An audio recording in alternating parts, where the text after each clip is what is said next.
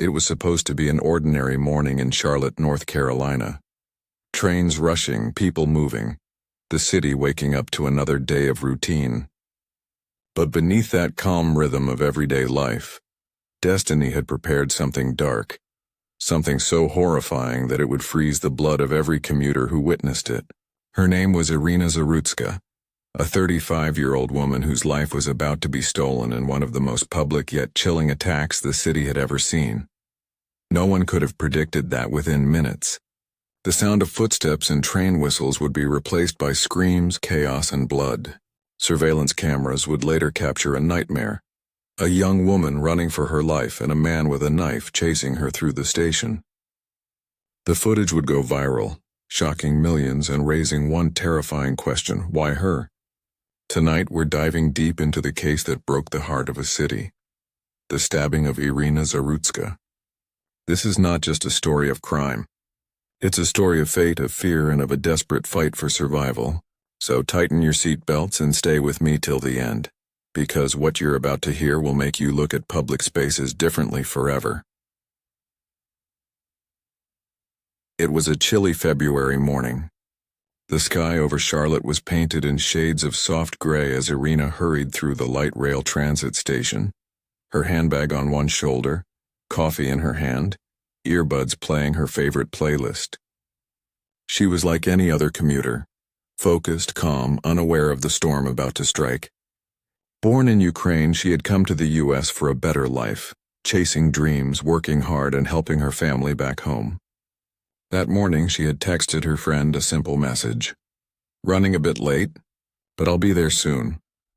It would be the last message she ever sent. A few yards away, security footage later revealed, another figure entered the same station, a man with a dark hoodie and a cold, unblinking stare. He wasn't in a rush. He wasn't waiting for a train. His eyes scanned the crowd until they stopped on her, Iryna. The way he watched her, calm yet intent, sent chills down investigators' spines when they reviewed the tape later. There was no prior connection between them. No argument, no sign of confrontation, just silent, calculated observation. As the crowd began thinning, Iryna noticed him. Maybe just a passing glance, maybe a feeling in her gut. She shifted her bag to the other shoulder and moved toward the platform's edge, pretending not to notice. The man followed. Cameras caught him stepping closer, his hand slipping into his pocket. What he pulled out wasn't a phone or a wallet, it was a knife. A sharp, cold blade glinting under the station lights.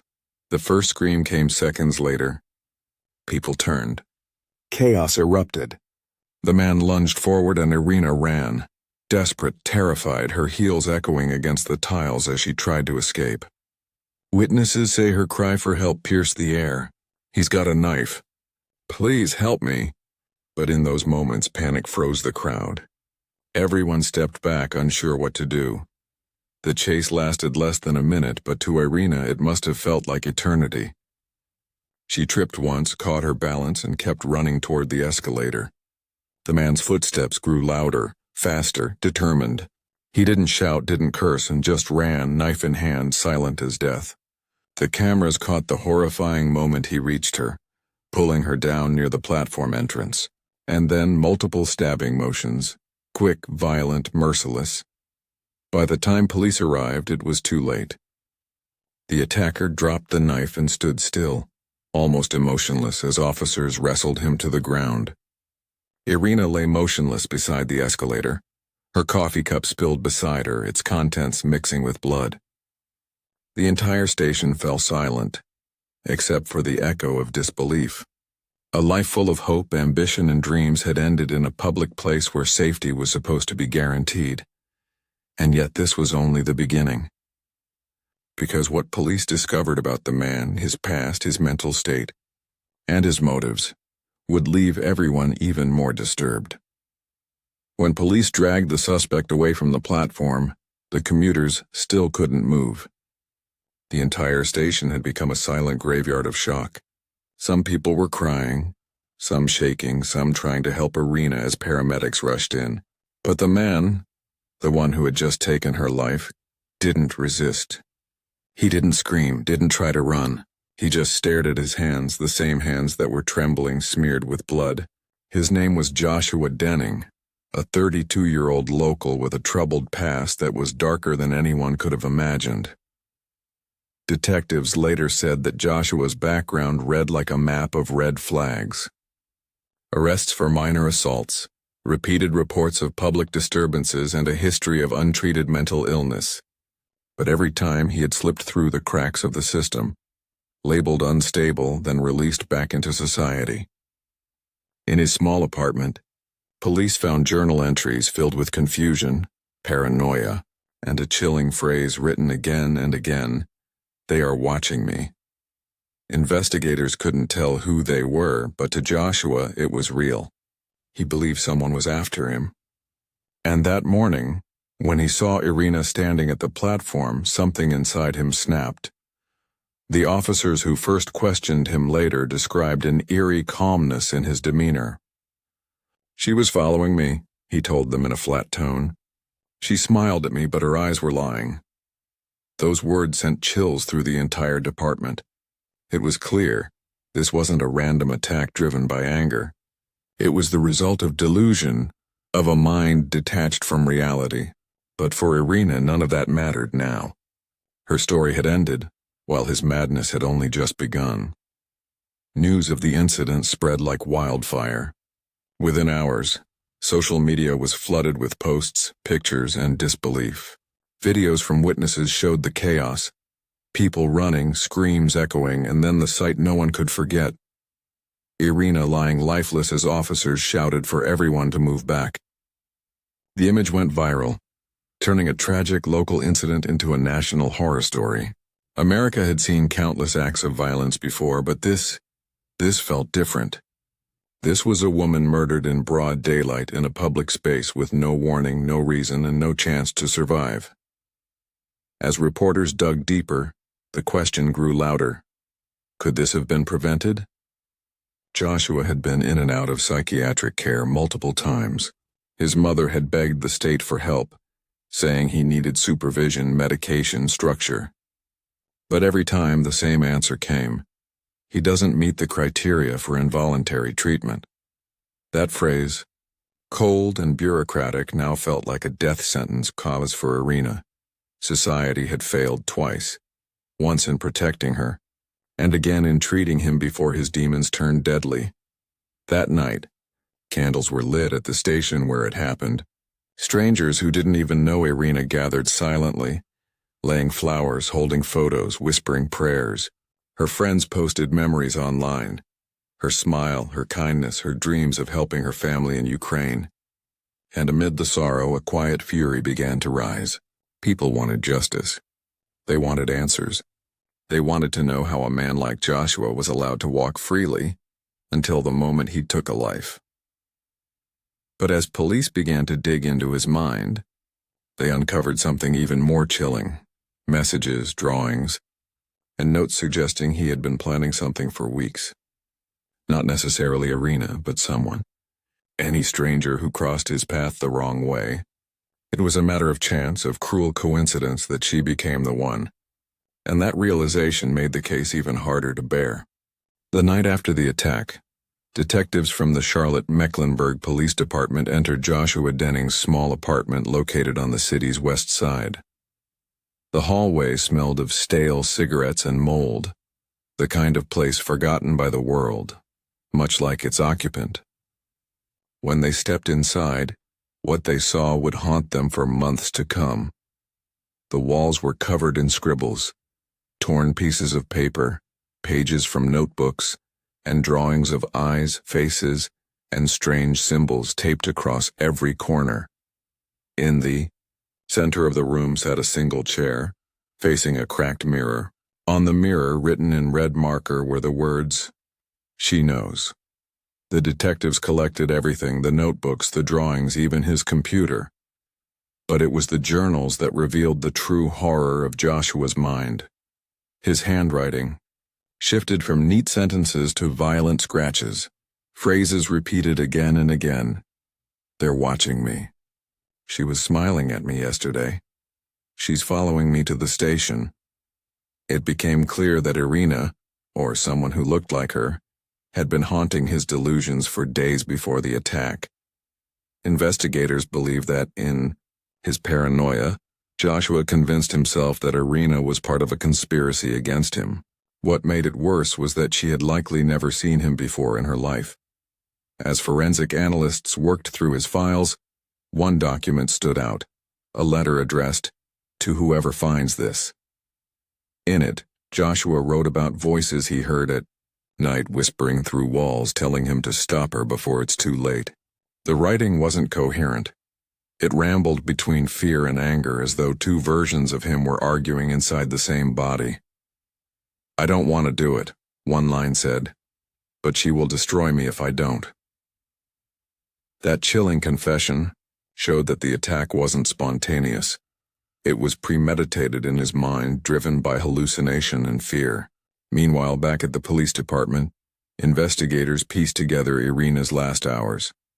Her friends described her as kind, intelligent, and always cautious. She worked at a nearby firm and was known for her discipline. Nothing in her life indicated any danger. The only possible link between her and Joshua was coincidence. They both used the same transit line every morning. Maybe he saw her more than once, mistook her politeness or mere presence as a threat, and built an entire fantasy around it. It was the kind of randomness that made people shiver, because if something like this could happen to Iryna, it could happen to anyone. News channels began calling Joshua the transit stalker, and headlines screamed words like "madness on the platform" and "a city in fear." But the deeper the detectives went, the more it became clear. This wasn't about insanity alone. It was also about neglect. Neighbors had reported hearing him scream at night, shouting at invisible enemies. Yet no one came. No one helped. In the end, society had turned a blind eye, and Iryna paid the price. A week later, as the police finished their report, one officer quietly said what everyone was thinking. He didn't want to kill her. He wanted to kill the thing in his head. It was a horrifying truth. Joshua hadn't attacked Iryna, the person. He had attacked the illusion his mind created of her. And yet the result was the same. A woman dead, a man destroyed, and a community left forever scarred. Outside the station, flowers still piled up. A single handwritten note on one bouquet read, "For Iryna, you didn't deserve this world, but we'll make sure it remembers you." The wind carried those words into the night, whispering through the empty platform where her screams once echoed. But the story wasn't over yet, because soon something unexpected happened in the courtroom that shocked everyone, even the detectives who thought they had seen it all. 2 weeks after the brutal attack, the courtroom in Charlotte was packed to its walls. Journalists, police officers, grieving citizens, all waited in tense silence for the man behind the murder to appear. The buzz of cameras, the scribbling of reporters, and the quiet sobs of Iryna's friends filled the air like a heavy fog. When the door finally opened and Joshua Denning walked in wearing an orange jumpsuit, shackled at the wrists, a cold chill passed through the room. He looked calm, too calm, his eyes empty, distant, as if he wasn't really there. Some said he looked more like a ghost than a man.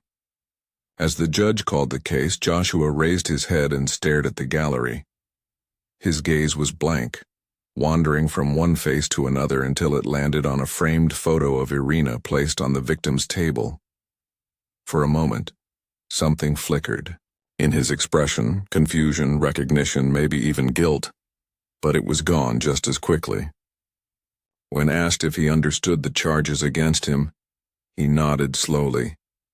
"Yes," he said softly, "but she's not dead." The courtroom fell into a frozen silence. The prosecutor paused, looking at the judge. Joshua repeated louder this time, "She's not dead. They made me do it. She'll come back." Those words sent shivers down everyone's spine. It was the first clear sign of the deep madness that had consumed him.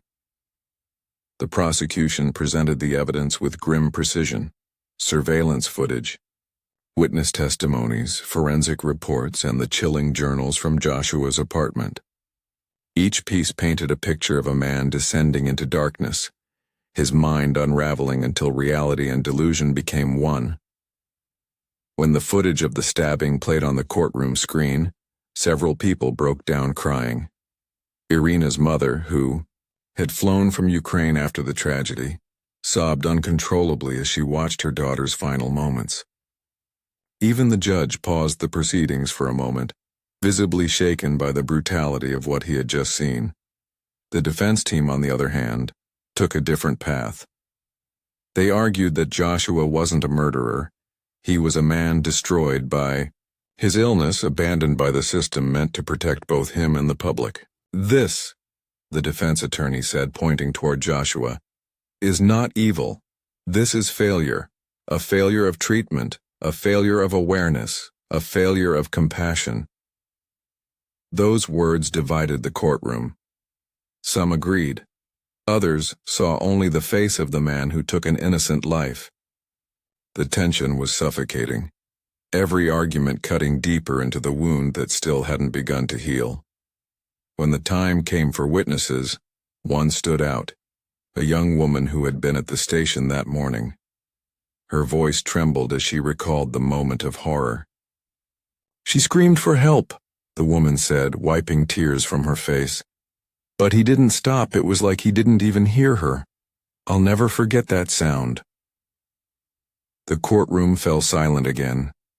Even Joshua looked down for the first time, his expression blank, his lips moving slightly as if whispering to someone unseen. By the end of the hearing, the judge ordered a full psychiatric evaluation, declaring that Joshua might not be fit to stand trial. Gasps echoed through the room. Iryna's mother covered her face in disbelief, whispering, "No justice. Not yet." The media erupted, calling it the madness defense, and debates began across the country. Was Joshua a monster or a victim? But no matter how the world argued, one fact remained. Iryna was gone, and the pain of her loss lingered like a shadow that refused to fade. That night, as reporters stood outside the courthouse, rain began to fall, heavy and cold. The candles at Iryna's memorial flickered and went out one by one. It felt symbolic, as if the world itself was mourning not just a woman, but the fading light of safety and sanity. The next phase of the investigation would take the story even deeper, into Joshua's psychiatric evaluation, the haunting secrets revealed by doctors, and a truth darker than anyone expected. The psychiatric ward at the Mecklenburg County Detention Center was silent, except for the faint hum of fluorescent lights. Joshua Denning sat in a corner room, his wrists chained loosely, eyes fixed on a crack in the wall. Forensic psychologist Dr. Eliza Monroe had been assigned to evaluate him, a seasoned expert who had studied hundreds of dangerous minds. Yet she confessed later that there was something uniquely unsettling about Joshua. He didn't look violent anymore. He looked empty, as if whatever had driven him that day had vanished, leaving only a hollow shell behind. Dr. Monroe began with routine questions, his name, his birthday, where he was. But Joshua's answers drifted between clarity and confusion. One moment, he spoke normally. The next, he whispered to the corner of the room, answering voices only he could hear. "They told me she was part of them," he murmured once, his tone almost pleading. "They said she would destroy me if I didn't act first." When the doctor asked who they were, he smiled faintly and said, "You'll see them too one day." That sentence, calm yet cryptic, sent a cold wave through her. Over several sessions, Dr. Monroe uncovered fragments of Joshua's fractured mind. He suffered from schizoaffective disorder, a brutal mix of schizophrenia and bipolar symptoms. His delusions were built over years of neglect, paranoia, hallucinations, and bursts of mania that blurred his sense of reality. He genuinely believed that people were watching him, tracking him, manipulating his life. To him, Iryna wasn't a stranger. She was a symbol of the threat he imagined everywhere. In his mind, Dr. Monroe explained later in court, he didn't see a woman that morning. He saw a danger that only he could stop.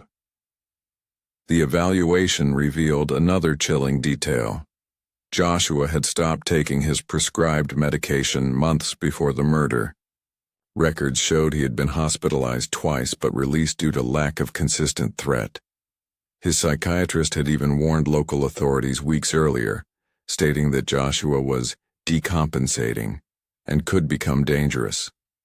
But the system was overwhelmed, and he slipped through unnoticed. Those words, "he slipped through," echoed through the media for days.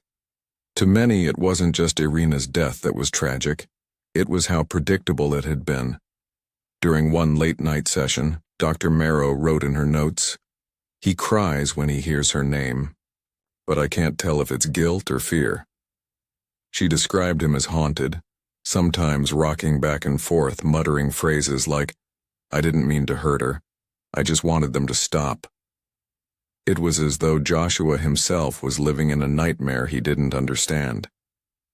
Yet despite the sympathy some felt for his illness, others saw only the result: a woman's life brutally ended.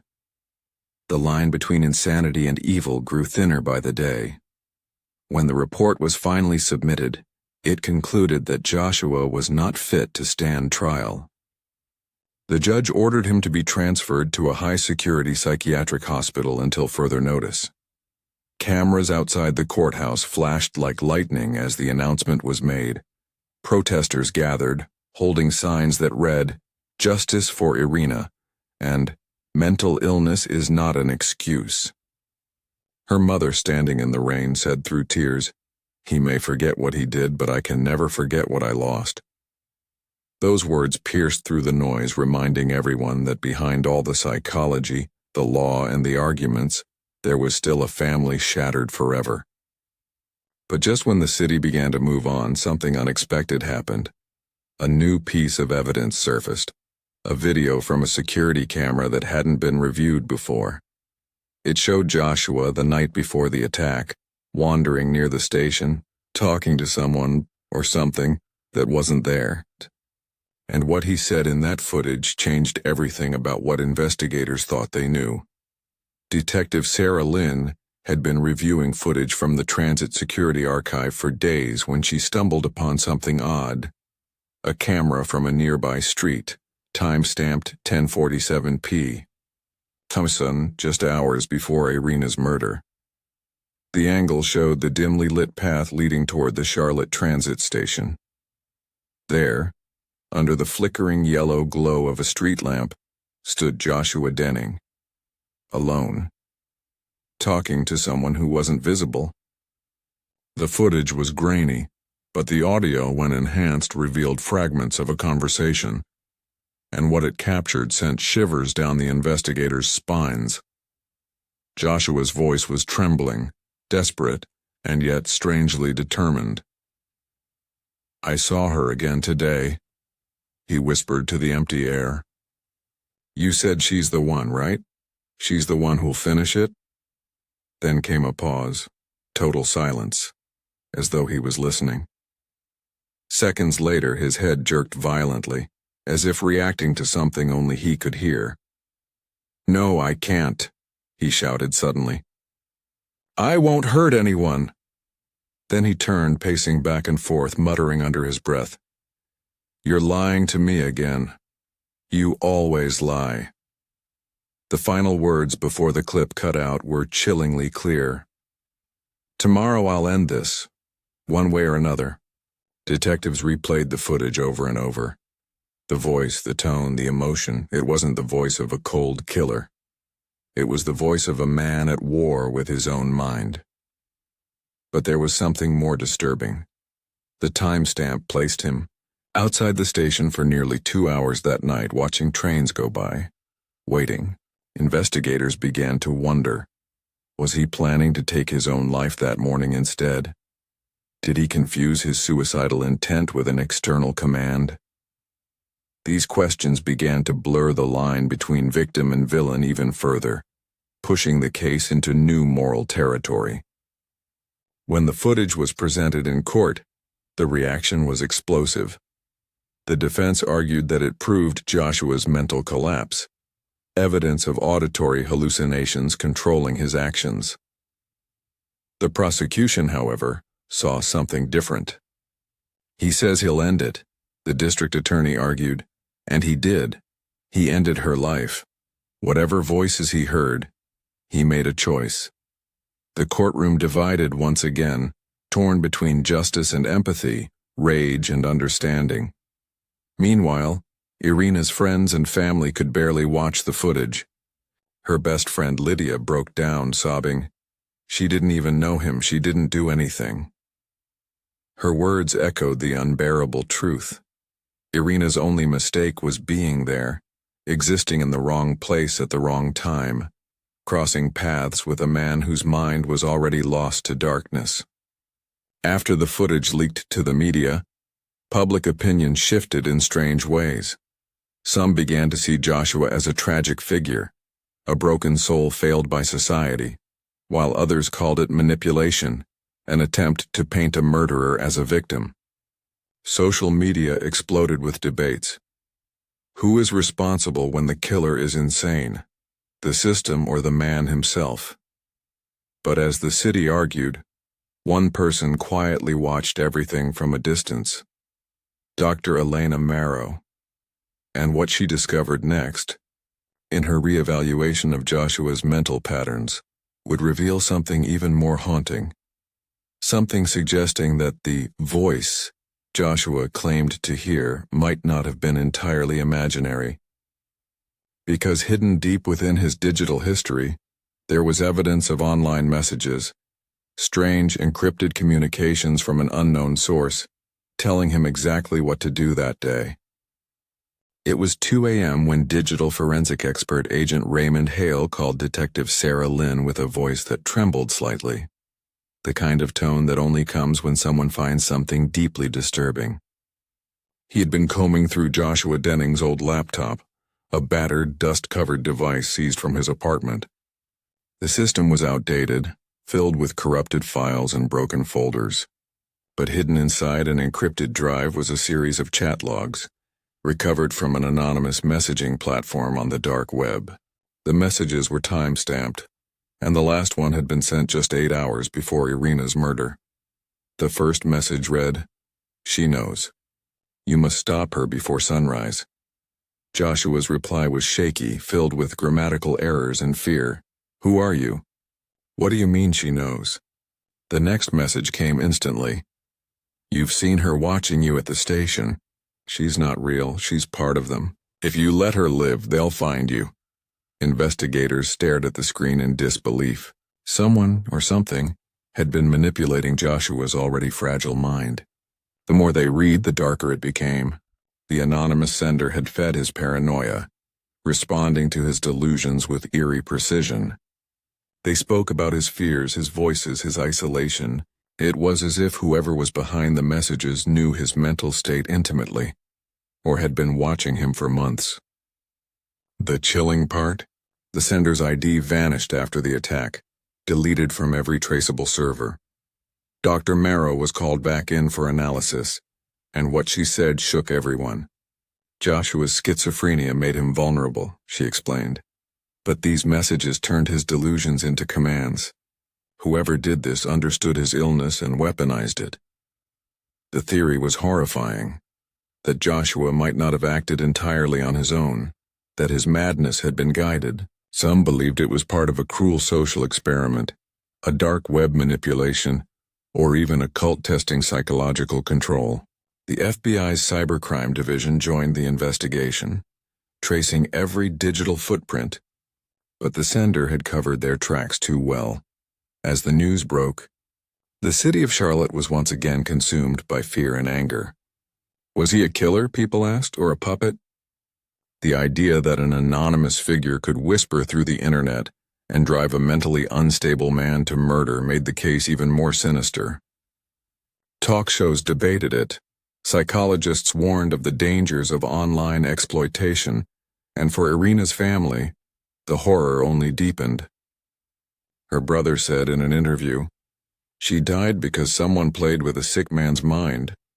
That's not insanity, that's evil." Meanwhile, Joshua sat in his psychiatric ward unaware of the chaos unfolding outside. When questioned about the messages, he nodded slowly and whispered, "They sent them to help me see the truth." When asked who they were, he simply smiled and said, "The ones who live between signals. You can't see them unless you listen." That cryptic sentence became infamous, repeated across media, podcasts, and documentaries, fueling endless theories about who had manipulated him. Some said it was an online cult that targeted lonely, unstable individuals. Others believed Joshua had written the messages himself during psychotic episodes, but no one could prove either side. Still, deep in the investigation, a breakthrough came. A single IP trace, one that led not to a hacker, not to a cult, but to a psychology student from another state conducting underground mind influence experiments online. What police found in her files would take the case from tragedy to something far more chilling, a deliberate manipulation in the name of science. The trail led investigators to a quiet suburb in Raleigh, North Carolina, where a 24-year-old psychology graduate student named Eliza Monroe lived in a small rented apartment filled with research papers, psychology textbooks, and several laptops. At first glance, she looked like an ordinary scholar, brilliant, introverted, and ambitious. But what the police discovered on her devices turned the entire Iryna Zarutska case into something almost surreal. Hidden behind layers of encrypted folders were detailed profiles of multiple individuals, all struggling with severe mental illnesses, whom Eliza had been secretly monitoring through online forums and private chat rooms. Joshua Denning's name was among them. Her notes were cold, clinical, and terrifyingly methodical. One document was labeled Subject 07, Progression of Delusional Reinforcement. Underneath it, she had logged Joshua's every message, every outburst, every hallucination he described online. Her goal, it seemed, was to observe how far cognitive suggestion can shape psychotic perception. In simple terms, she had been feeding his delusions to see how long it would take before he acted on them. What she called a psychological study, investigators called premeditated manipulation. When the FBI confronted Eliza, she didn't deny it. Sitting in her kitchen, surrounded by half-empty coffee cups, she spoke with unnerving calm. "I didn't tell him to kill anyone," she said softly. "I only mirrored his fears to understand his threshold of reality." But as detectives pressed her, her words grew darker. "You don't understand." He was already hearing voices. "I just gave the voices a shape. Isn't that what therapy does, to confront the illusion?" Her tone was emotionless, almost proud. It became clear she viewed Joshua not as a person, but as data. A living experiment that she had pushed to the brink for academic curiosity. The revelation sent shockwaves across the nation. News channels called her the student of shadows, and debates ignited everywhere. Was this science or cruelty, curiosity or crime? Experts in psychology condemned her actions, saying that manipulating a mentally ill person's reality wasn't research, it was playing God. But what made the story even more chilling was how easily she had done it. All she needed was anonymity, an internet connection, and a man lost inside his own mind. During interrogation, Eliza remained disturbingly composed. "He was always going to do something," she told investigators. "I just accelerated the inevitable." She even referenced classic psychological experiments from the 20th century, studies of obedience and control, as her inspiration. But the prosecutor's office saw it differently. "You didn't accelerate anything," the district attorney said during her indictment. "You built the trigger and placed it in his hand." Meanwhile, Joshua was re-evaluated after the discovery. When shown Eliza's photograph, he froze. His pupils dilated. "That's her," he whispered. "The one who told me to listen. She was in my head." Those words chilled everyone in the room. Whether he recognized her from online or truly believed she had appeared in his visions, no one could tell. But one thing was undeniable. Eliza Monroe had crossed a line that blurred ethics, humanity, and horror itself. As her trial began, a new storm rose. Protesters outside held signs that read, "She studied madness. Now she's its creator." The courtroom was filled once again with reporters and tears. For Iryna's mother, the truth was unbearable. Her daughter hadn't just been killed by a broken man. She had been murdered by a chain of negligence, manipulation, and twisted curiosity. And as Eliza took the stand, something unexpected happened. She began to cry for the first time, whispering words no one expected to hear. "I didn't mean for her to die. I just wanted to understand what makes people cross the line." But it was too late. The line had already been crossed, and blood had sealed it forever. The courthouse buzzed with a suffocating energy as the trial of Eliza Monroe began. Journalists filled every seat, cameras lined the hallway, and crowds waited outside, chanting for justice. Inside, under the fluorescent lights, Eliza sat at the defense table, her hair tied neatly, her face pale, her expression unreadable. Across from her sat Iryna's family, eyes swollen from sleepless nights, holding a framed photo of the woman they had lost. The air felt heavy with rage, grief, and disbelief, because for the first time, the world was about to witness a murder trial where neither the victim nor the killer had understood what was truly happening. The prosecution started strong, projecting Eliza's secret logs and chat transcripts on the screen for the jury. The messages appeared one by one. The cold manipulation disguised as empathy, the subtle planting of paranoia. "She knows. Stop her before sunrise. They'll come for you if you don't." Each line was like a dagger, showing how deliberately Eliza had twisted Joshua's delusions. "This," the prosecutor declared, his voice shaking with controlled fury, "is not psychology. This is puppetry." And Iryna Zarutska was the price of her curiosity. Gasps rippled through the courtroom as the jury saw the timestamps matching the night before the stabbing. When it was her turn to testify, Eliza's voice was calm, almost detached. "I didn't tell him to kill anyone," she said. "I wanted to document how the mind constructs its own enemies. I wanted to prove that fear, when fed carefully, becomes a reality." Her words were clinical, even poetic, but they chilled everyone who heard them. "Joshua was already lost," she continued, looking straight ahead. "I didn't destroy his mind. I only held up a mirror." But the prosecutor's cross-examination cut through her confidence like a knife. "And when you held that mirror," he snapped, "you watched a man descend into madness, and you did nothing to stop him. You didn't even call for help. You let it happen because his pain was your experiment." For the first time, Eliza faltered. Her voice cracked, her hands trembled. "I thought I could control it," she whispered. "I didn't think he'd actually do it." She broke into quiet sobs, her face buried in her hands. The courtroom fell silent, not out of sympathy but horror. Because in that moment everyone realized how fragile the line was between intellect and insanity. She wasn't a monster in appearance. She was a reminder that evil doesn't always come with fangs and rage.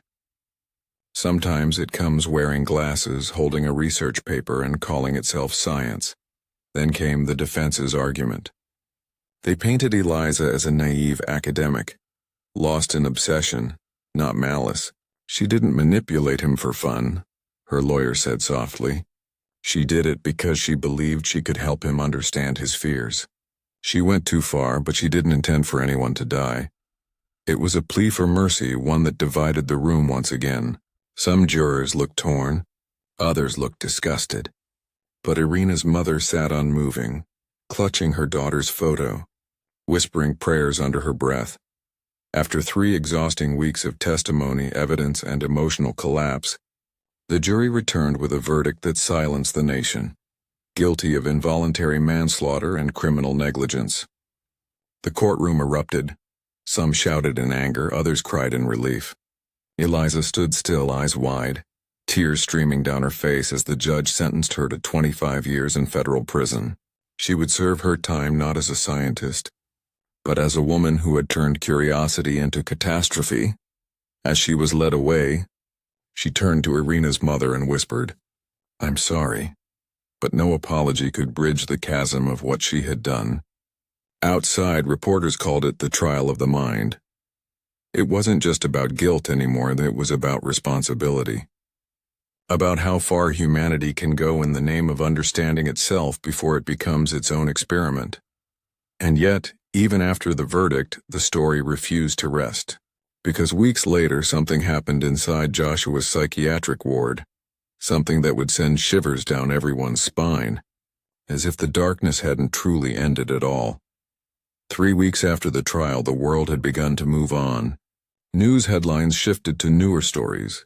But in the quiet corridors of the Mecklenburg State Psychiatric Hospital, a storm was quietly reborn. Joshua Denning, the man whose hands had taken Iryna Zarutska's life, sat in a padded cell, his expression blank, his body motionless. Doctors said he rarely spoke now except at night. But what terrified the staff was what he said when he finally did. One night, a nurse doing rounds heard whispers echoing through the hallway. She paused, thinking it was the radio left on somewhere. But as she leaned closer, she realized the voice was Joshua's. Low, trembling, but clear. "She's back," he muttered. "She's talking to me again. She says we're not done." The nurse's heart raced. She stepped closer to his door, trying to see through the small observation window. Joshua was sitting cross-legged on the floor, staring at the corner of the room, his lips moving rapidly. "She says it's time for another test," he whispered, his eyes wide with terror. The staff immediately sedated him, thinking it was another psychotic break. But what sent chills down their spines was the discovery the next morning. When they checked his room, they found words scratched into the concrete wall with his fingernails. Subject 08. Observation begins. That was the exact format Eliza Monroe had used in her research logs. No one had ever mentioned that phrase to Joshua. It wasn't in any document he could have seen. So how did he know? The doctors dismissed it as coincidence, but whispers spread quickly. Some believed Eliza had written to him from prison. Others said her experiment had awakened something far darker, something neither science nor medicine could explain. When investigators reached out to Eliza in prison, she appeared calm, almost detached as always. But when shown a photo of Joshua's wall markings, her reaction froze the room. Her eyes widened and her lips parted slightly before she whispered, "That's not possible." She insisted she hadn't contacted him, hadn't written a word since her sentencing. But then she said something no one could forget. "I think," he's still hearing the voice, "but maybe it's not mine anymore." From that day onward, Joshua's condition deteriorated. He spoke to her daily, as if Eliza's ghost had transcended the bars of reality. "She says the mirror is open again," he would mutter. "She says there's someone new on the list." The hospital increased his medication, moved him to an isolated ward, and erased anything that might trigger his episodes. But nothing worked. Every night at precisely 3:07 a.m., he would wake up screaming the same words, "She's watching from the glass." Doctors didn't know if he meant the observation window or something else entirely. The final twist came months later when a young intern psychiatrist, curious about Joshua's case, requested access to Eliza's confiscated research drives for study. When she plugged in one of the old hard drives, the screen flickered, revealing a folder that no one had seen before titled Project Zarutska. Inside were dozens of unmarked files, each named with initials and dates. The last file was time-stamped just a week before Eliza's arrest. Its name read, IZ, Phase 2, active. The document ended mid-sentence, but the final line was enough to send a chill down her spine. Once fear is externalized, it never truly dies. It only finds a new host. The intern deleted the file immediately, trembling as she looked into the reflection on her monitor. For a split second, she swore she saw a flicker of another face looking back. She laughed it off, turned off the lights, and walked away. But the camera in that room kept recording. Later footage showed the computer turning back on by itself, the folder reopening, and a single new line appearing at the bottom of the screen. Subject 09, observation begins. The world forgot the headlines, but the shadows never faded. Iryna Zarutska's story wasn't just about a tragedy. It was a mirror into the human mind, showing how obsession, pain, and curiosity can twist into something unrecognizable. Maybe Eliza Monroe's experiment never truly ended. Maybe fear, once created, becomes alive, feeding on whoever dares to look too deeply into its eyes. If you've watched till the end, take a deep breath. Because sometimes the scariest part of any mystery isn't the crime itself. It's the questions that never stop echoing. Who's the next subject? Could fear really travel through minds, or are we all being observed by something we can't see? Tell me what you think in the comments below. And if you want to uncover more real-life mysteries that blur the line between the living and the lost, hit that subscribe button. Because the next story might just be darker than this one.